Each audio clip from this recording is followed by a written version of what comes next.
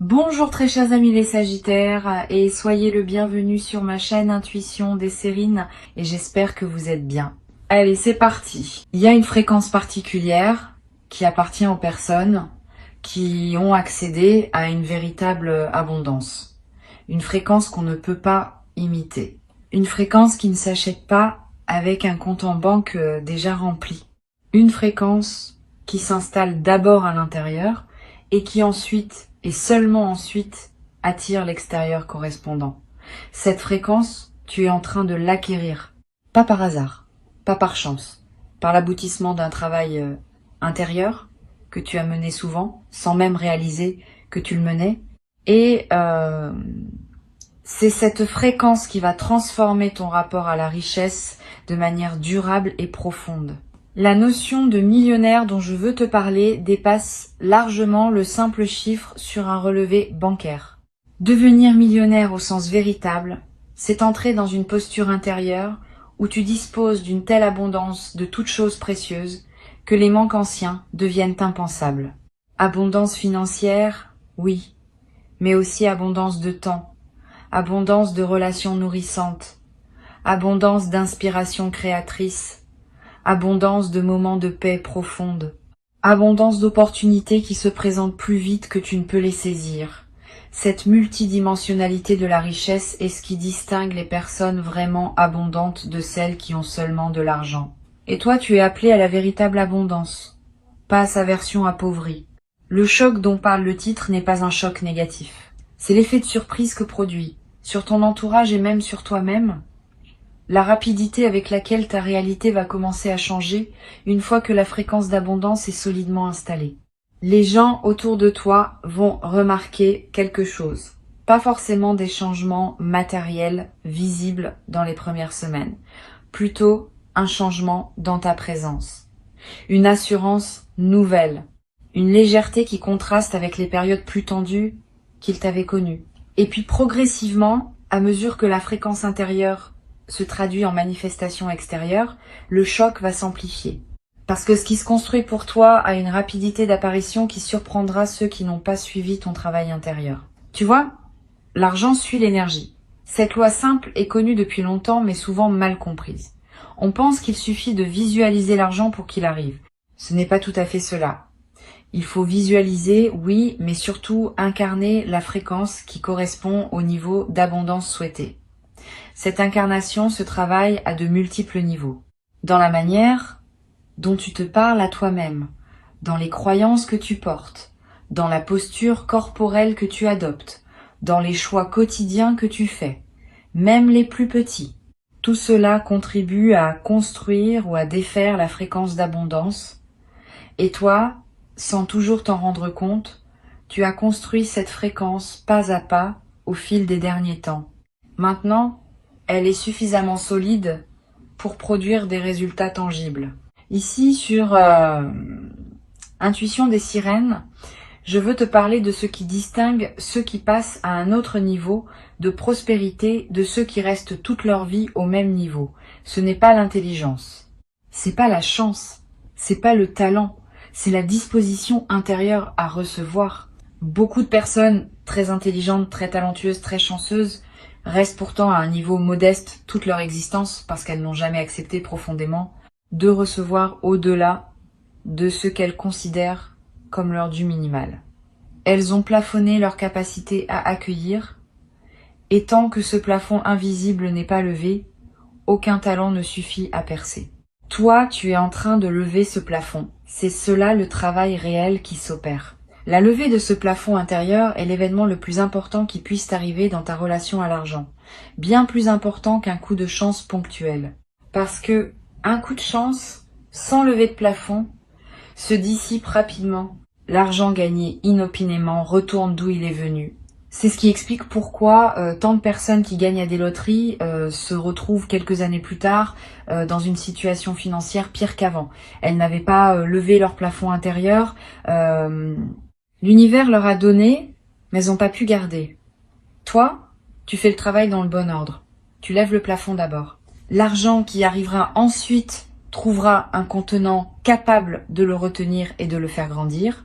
je veux te parler de ton rapport au luxe. Beaucoup de personnes pensent que le luxe, c'est de l'extravagance, que désirer du beau, du raffiné, du qualitatif, c'est être superficiel. Cette vision appauvrissante est souvent inculquée pour décourager le désir d'élévation. Mais le luxe authentique n'a rien à voir avec l'extravagance ou la superficialité. Le luxe authentique, c'est l'expression matérielle d'un respect que tu te portes. C'est dire à ton corps qu'il mérite des matières douces. Dire à tes yeux qu'il mérite de la beauté. Dire à ton temps qu'il mérite d'être passé dans des espaces qui te nourrissent. Cette permission à recevoir du luxe est l'une des étapes vers une véritable prospérité.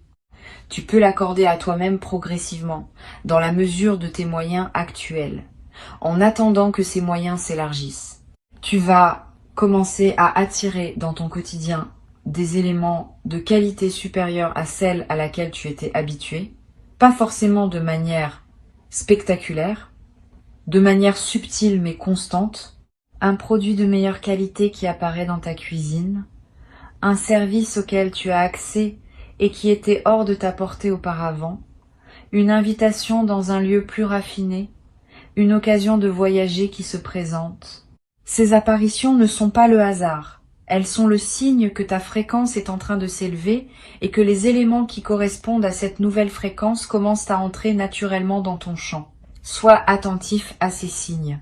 Ils te confirment que le mouvement est en marche. Il y a une chose précieuse qu'il faut comprendre à propos de la richesse véritable.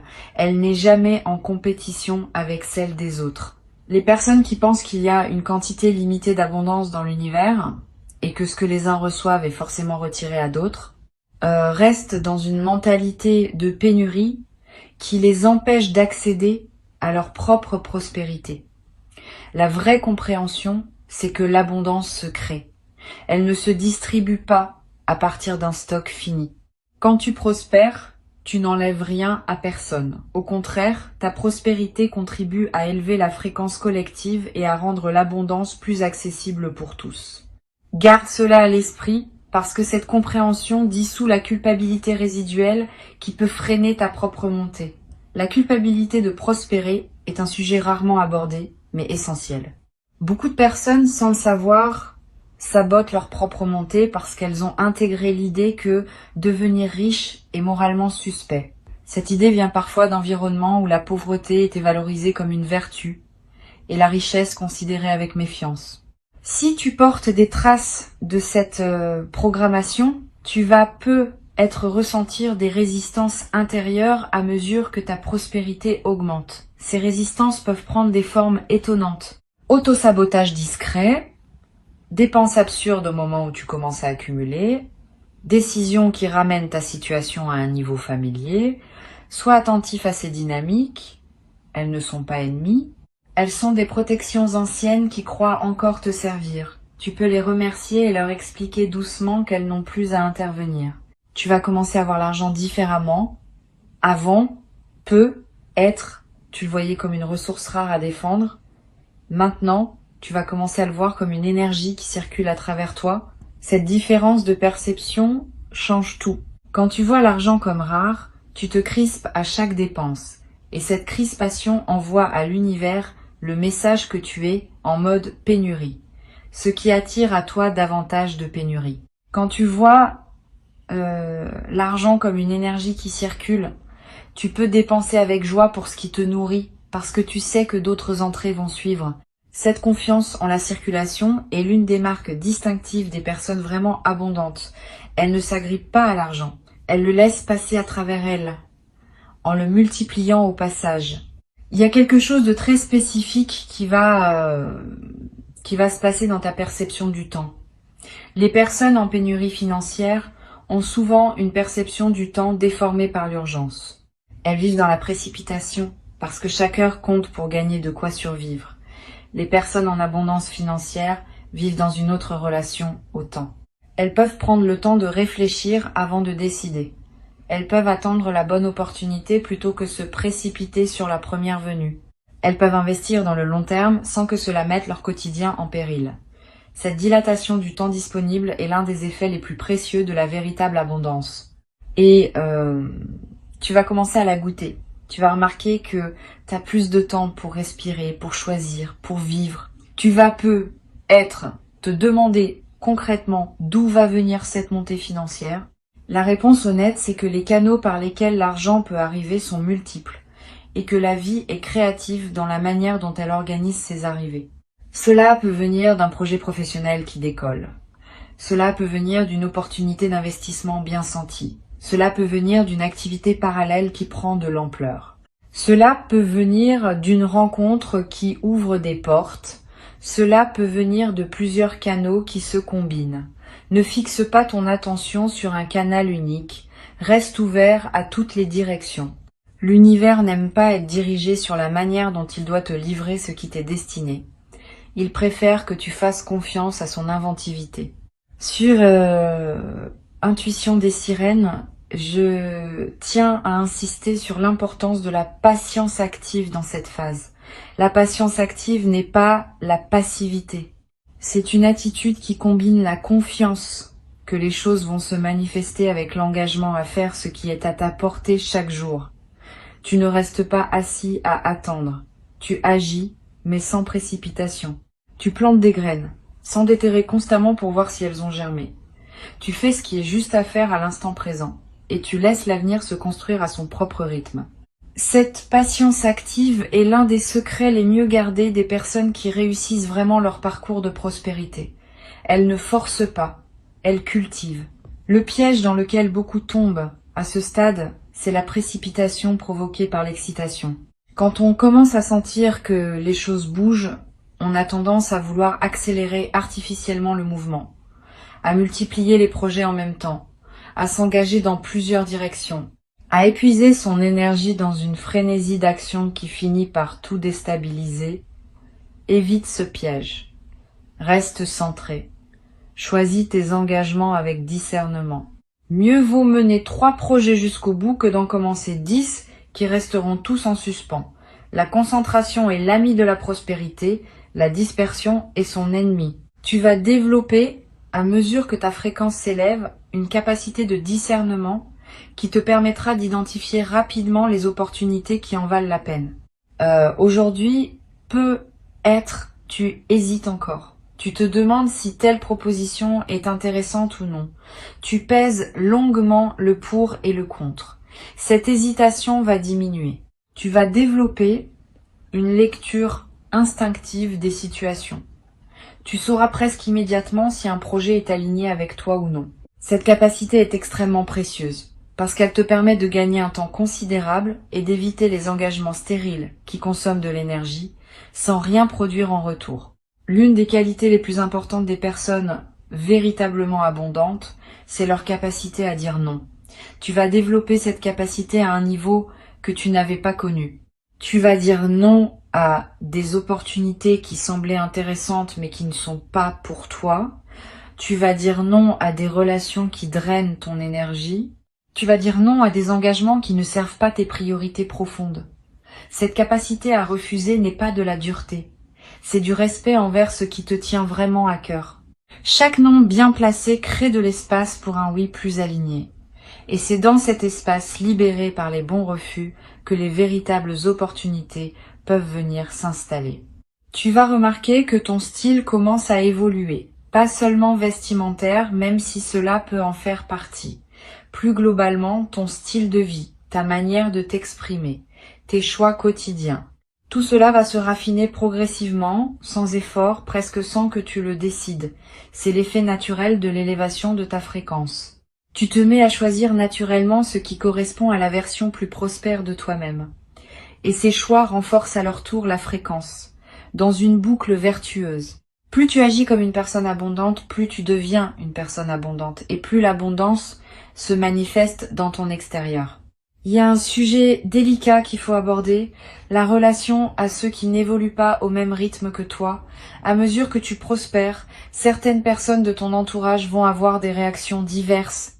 Certaines vont se réjouir sincèrement et même s'inspirer de ton exemple. D'autres vont avoir plus de mal. Elles pourront ressentir une jalousie qu'elles n'osent pas nommer, ou faire des remarques piquantes, ou prendre leur distance. Ne le prends pas personnellement. Ces réactions ne disent rien de toi. Elles disent quelque chose de leur propre rapport à l'abondance, continue ton chemin sans culpabilité. Tu n'as pas à freiner ton ascension pour ne pas heurter ceux qui sont restés en bas. Au contraire, en montant pleinement, tu leur montres que c'est possible et tu inspires ceux qui sont prêts à suivre leur propre voie d'élévation. Tu vas attirer à toi un nouveau cercle de personnes. Des personnes qui vibrent à un niveau similaire au tien. Des personnes qui ont elles aussi accédé à une certaine prospérité ou qui sont en chemin pour y accéder. Ces nouvelles relations seront stimulantes. Elles t'apporteront des perspectives, des opportunités, des inspirations que tes anciennes relations ne pouvaient pas t'apporter. Ce n'est pas un jugement sur tes anciennes relations. C'est simplement que chaque niveau de fréquence attire des relations correspondantes. Tu n'as pas à abandonner tes amis anciens si la connexion reste réelle. Mais tu vas naturellement compléter ton cercle avec des présences qui correspondent à qui tu deviens. Quelque chose va se passer dans ta posture corporelle elle-même. C'est observable. Les personnes qui accèdent à une véritable prospérité se tiennent différemment. Elles occupent l'espace différemment. Pas avec arrogance, avec aisance. Tu vas remarquer que tu te tiens plus droit, sans avoir à y penser. Que tu prends ta place dans une pièce sans te faire petit. Que tu parles avec un débit plus posé, parce que tu n'as plus l'urgence de prouver quoi que ce soit. Ces transformations physiques sont à la fois la conséquence et le renforcement de ton élévation intérieure. Le corps suit la conscience et la conscience suit le corps. C'est une boucle dans les deux sens. Tu vas commencer à apprécier des plaisirs simples avec une intensité nouvelle. C'est l'un des paradoxes intéressants de la véritable abondance.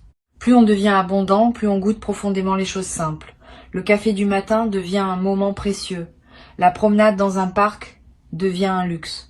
La conversation avec un proche devient une richesse. Cette intensification du goût pour le simple est l'un des marqueurs des personnes vraiment riches intérieurement, par opposition à ceux qui n'ont accumulé que de l'argent sans avoir travaillé leur conscience. Tu fais le travail dans le bon sens. Tu vas devenir riche en goût autant qu'en moyens. Sur Intuition des sirènes, j'observe régulièrement que les personnes qui réussissent à transformer durablement leur situation financière partagent une caractéristique commune. Elles ont fait la paix avec leur passé financier, tous les épisodes de manque, toutes les erreurs commises avec l'argent, tous les regrets, tous les moments où elles ont accepté moins que ce qu'elles méritaient. Tout cela a été relâché, pardonné, intégré comme partie d'un parcours. Sans cette paix avec le passé, le futur peine à se construire, parce que les blessures non guéries du passé continuent à émettre des signaux de pénurie qui contredisent les nouvelles intentions de prospérité. Fais ce travail de paix. Pardonne-toi. Pardonne aux situations. Libère-toi de ce qui t'attache encore à des regrets financiers anciens. Cet acte de libération crée la marge nécessaire pour que la prospérité nouvelle puisse vraiment s'installer. Il existe un mode opératoire des personnes vraiment abondantes que tu vas adopter naturellement. Ce mode consiste à toujours penser en termes d'investissement plutôt qu'en termes de dépenses. Quand tu mets de l'argent quelque part, demande-toi ce que cela construit, pas seulement matériellement, émotionnellement, énergétiquement, stratégiquement. Cette habitude de penser en investissement s'applique à tout. À l'argent, oui, mais aussi au temps, aux émotions, aux relations, à l'attention. Tout ce que tu places quelque part construit quelque chose. Choisir consciemment où tu investis devient l'une des habitudes les plus puissantes pour générer une prospérité durable. Tu vas développer un rapport plus joyeux à la générosité. La générosité, vue depuis la pénurie, est un sacrifice. On donne, mais avec un pincement au cœur. Vue depuis l'abondance, la générosité devient un plaisir. On donne, et le don nous nourrit autant que le receveur. Cette transformation de ton expérience de la générosité va être l'un des plaisirs inattendus de ta nouvelle fréquence. Tu vas avoir envie de partager, pas par devoir, par débordement. Cette générosité débordante a quelque chose de magique. Elle attire à toi davantage encore d'abondance, parce qu'elle confirme à l'univers que tu es un canal ouvert à travers lequel l'énergie peut circuler librement. Une chose importante à laquelle il faut être attentif, c'est ta capacité à célébrer tes propres succès. Beaucoup de personnes réussissent des choses remarquables et passent immédiatement à la suite sans prendre le temps de savourer ce qu'elles ont accompli. Cette absence de célébration est un sabotage subtil. Elle envoie au cerveau le message que ces succès ne comptent pas vraiment, Et peu à peu, le cerveau cesse de produire les efforts nécessaires pour générer des succès qui ne seront pas honorés. Au contraire, célébrer même tes petites victoires renforce ta capacité à en générer de plus grandes. Apprends à fêter, à marquer les étapes, à te dire bravo. Cette pratique simple multiplie la fréquence à laquelle les bonnes nouvelles se présentent à toi. Tu vas vivre dans les périodes qui viennent des moments où tu te diras que tout cela ressemble presque à un rêve. Ces moments-là, savoure-les pleinement. Ne te précipite pas pour les expliquer ou les rationaliser. Laisse-toi simplement émerveiller par le fait que ta vie est en train de prendre une autre forme. Cet émerveillement est en lui-même un acte spirituel.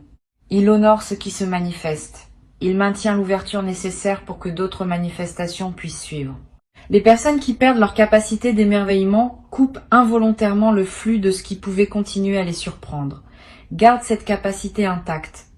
Émerveille-toi souvent. Ta créativité va connaître une expansion notable. La créativité est intimement liée à la prospérité car c'est par elle que de nouvelles solutions, de nouveaux services, de nouveaux produits peuvent émerger. Tu vas avoir des idées, plus d'idées que d'habitude, des idées variées. Certaines pourront être monétisées directement, d'autres enrichiront ta vie sans passer par l'argent. Toutes méritent ton attention. Note-les quelque part. Une idée qui n'est pas notée a tendance à s'évaporer. Une idée notée garde une chance de germer plus tard, parfois bien plus tard, dans des circonstances que tu n'avais pas anticipées.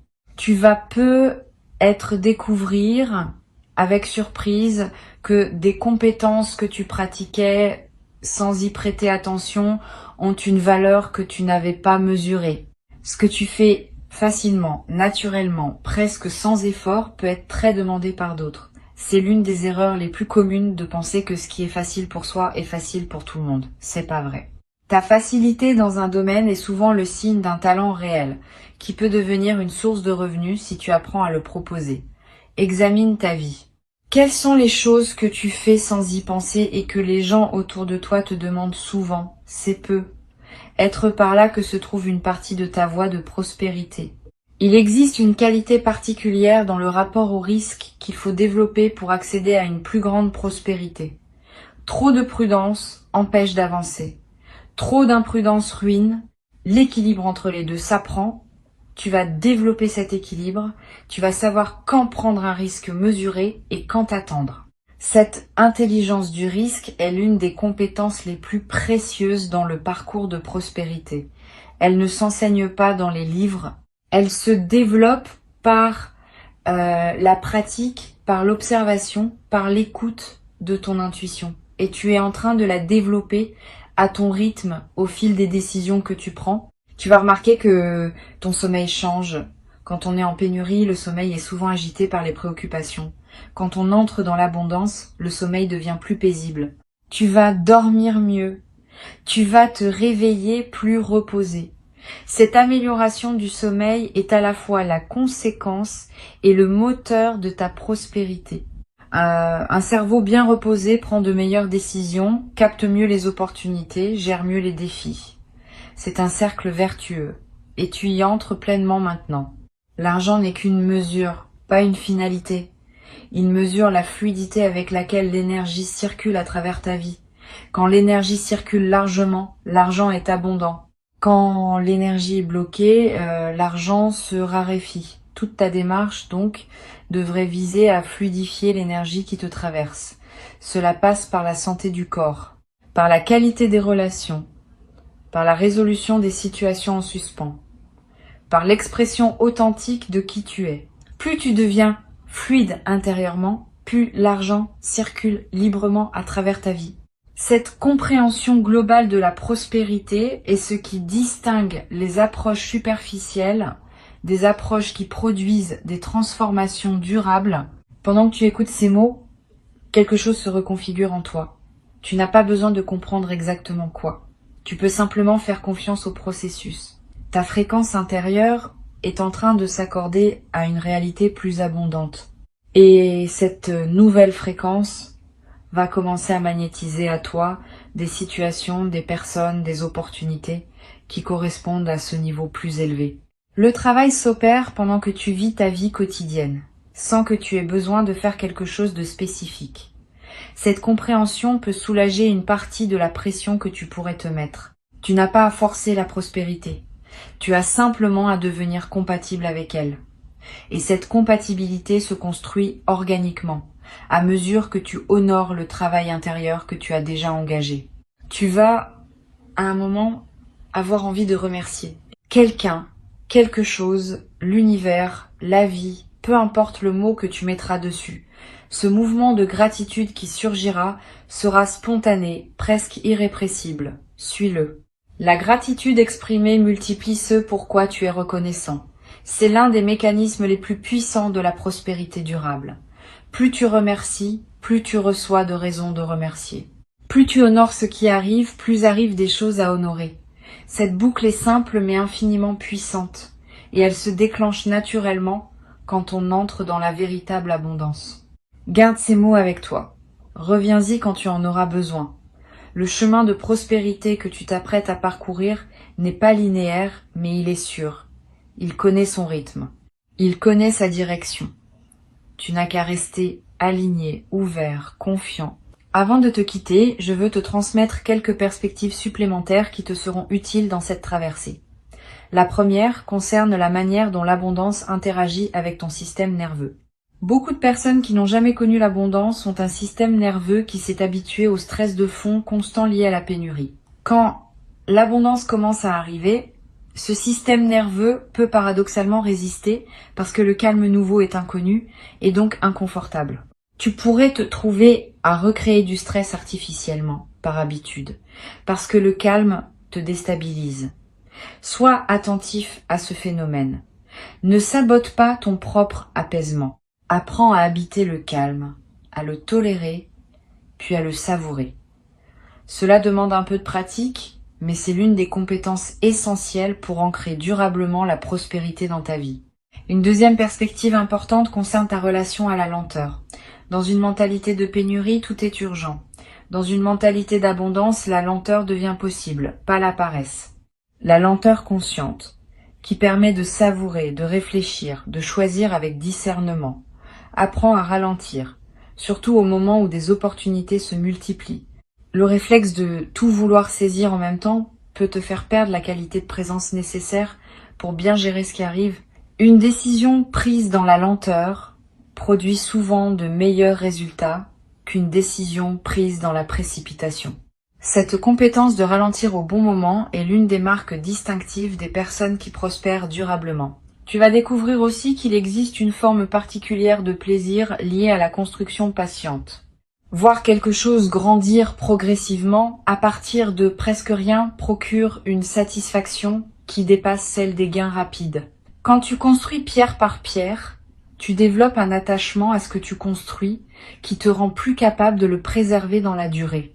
Les fortunes acquises rapidement sans construction préalable sont souvent perdues rapidement, parce que celui qui les reçoit n'a pas développé la conscience nécessaire pour les habiter. Toi, tu es en train de construire, et cette construction patiente est ton meilleur garant de durabilité. Une troisième chose à savoir concerne l'éducation continue. Les personnes vraiment prospères sont presque toujours des apprenants permanents. Elles ne cessent jamais de se former, de lire, d'écouter, d'observer. Cette habitude d'apprentissage maintient leur cerveau en état d'éveil et leur permet de saisir des opportunités que d'autres ne voient même pas. Tu n'as pas besoin de retourner à l'école formelle. Mais cultive ta curiosité. Lis des choses qui te nourrissent. Écoute des personnes qui en savent plus que toi dans des domaines qui t'intéressent. Pose des questions. Cette posture d'apprentissage continu est un investissement qui rapporte toujours, parfois de manière spectaculaire. Tu vas être surpris de constater que ta voix prend du poids dans des conversations où tu te sentais autrefois moins légitime. Ce n'est pas que ta voix ait changé, c'est que la fréquence qui l'accompagne a changé. Les gens écoutent différemment ceux qui parlent depuis l'abondance. Pas parce que ce qu'ils disent est plus vrai, mais parce que la posture intérieure transparaît dans la voix et qu'une posture solide inspire l'écoute. Tu vas remarquer cela dans des réunions, dans des négociations, dans des conversations de groupe. Tu vas avoir l'impression que tu es entendu avec plus d'attention. Ce n'est pas une illusion, c'est l'effet réel de ta nouvelle fréquence. Il existe une qualité de relation à l'argent qui s'apprend en l'observant chez les personnes qui le maîtrisent vraiment. Si tu as la chance de connaître ou de pouvoir observer des personnes qui ont une relation saine et abondante à l'argent, fais-le. Pas pour les imiter superficiellement, mais pour absorber par osmose leur manière d'être avec l'argent.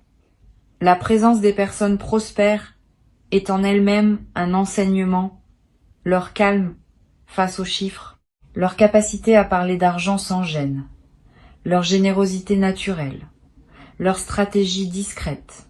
Tout cela se transmet par contact, sans qu'il soit nécessaire de demander explicitement. Cherche cette compagnie quand tu peux. Tu vas devoir aussi apprendre à être à l'aise avec les conversations financières. Beaucoup de personnes restent dans des situations financières médiocres parce qu'elles évitent ces conversations. Elles n'osent pas négocier leur rémunération. Elles n'osent pas réclamer ce qui leur est dû. Elles n'osent pas parler argent dans leur couple.